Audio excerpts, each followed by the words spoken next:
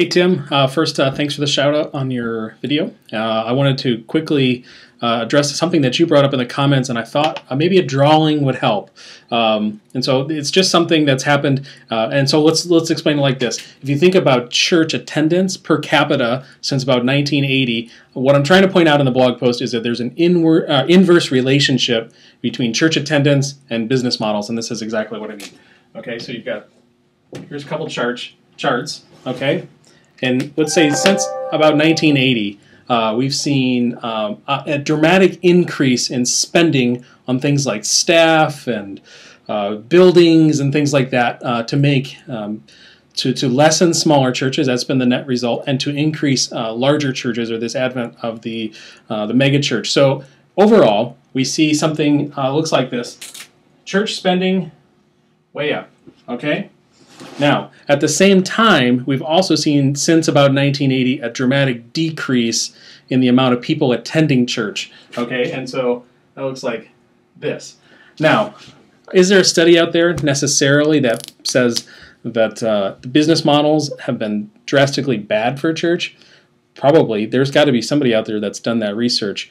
I don't necessarily have access to it, but a lot of people do, and I would encourage people that are thinking about this to start looking at these different types of inverse relationships between the more we make church businessy, the less effective it becomes. And conversely, as I talked about in the blog post, we're starting to see businesses what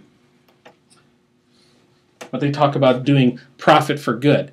Okay, and so you see things like Tom's Shoes, and you see even Walmart, or you go to Target. Now, I don't know about Walmart, but Target, they give back a certain percentage. And what they've seen is that the more good that they do in the community, the more that their profits increase.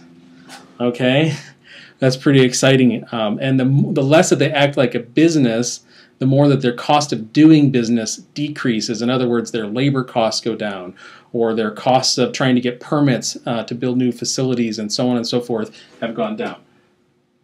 So that's really all the whole point of the discussion is. I look forward to people jumping in, leaving comments, and joining the discussion.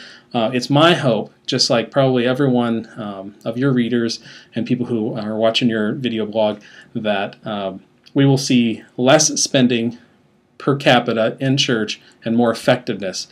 We can be reminded that things like the book of Acts can happen again, and it doesn't cost a lot of money. Me and you saw it just for ourselves back in February in Haiti. It cost absolutely $0 for God to do what God does, and for us to get out of the way. My encouragement and my thought is that the less that we as church leaders get involved, and the more we empower the local people, the indigenous leaders, the more effective that the gospel will be in spreading.